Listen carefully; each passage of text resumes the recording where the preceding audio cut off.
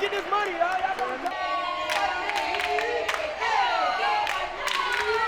Rock, paper, scissors, shoot. Bam, son. Let's go.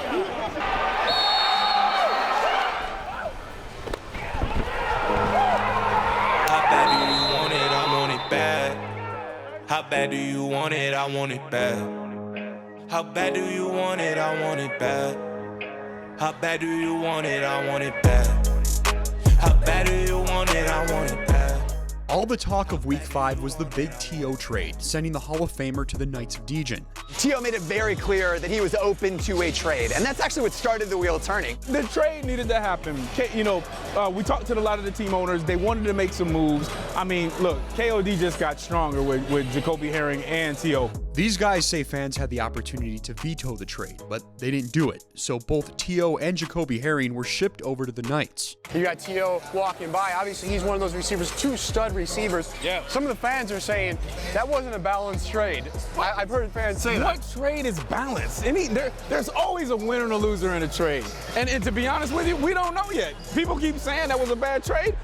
Well, then the KOD should blow it out.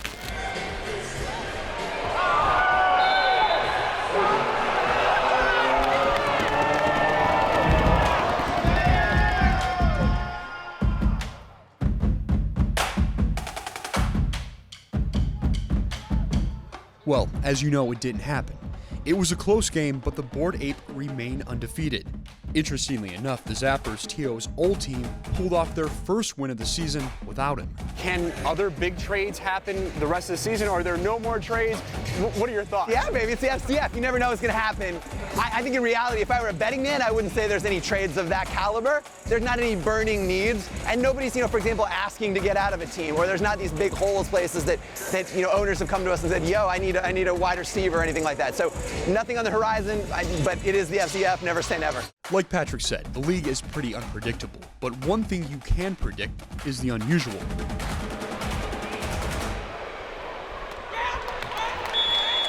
The 1v1 man-up challenge is a unique way to score an extra point, but sometimes you forget about just how bizarre the 1v1 snap really is, including this thing that pretty much plays the role of the center.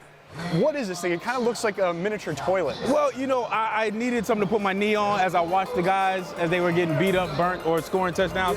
But then we decided to make it a QBT.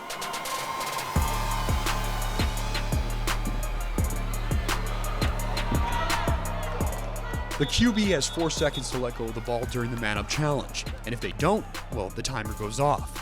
Truth be told, this stool-like thing is similar to what's used during high school 7-on-7 scrimmages. The fans who are wondering, it's not made of anything special. This is... Nah, it's plastic. Got a nice little clock right here, this is where you put your knee, and then you see the little button right there. So as soon as that ball pops out, boom, clock goes out. There you go. I know the FCF's all about technology. Yeah. This is probably not the most complex of all of them. Not really. We got a lot of other things we use. Connexon is a huge deal that we use, and we're going to use it even more now. You probably have no idea what he said.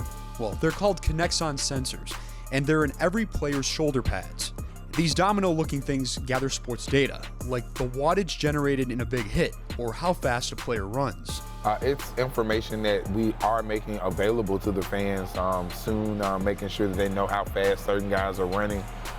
That's usually what people are most interested in. The data is expected to be available for fans during the FCF playoffs. But the tech isn't new.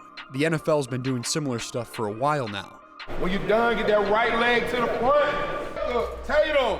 Hey, where y'all at? There you go. That's it. Kerry is the director of sports performance for the FCF, and they're also using it to examine how many times players sprint or change direction to help with load management, a hidden key in strength and conditioning training.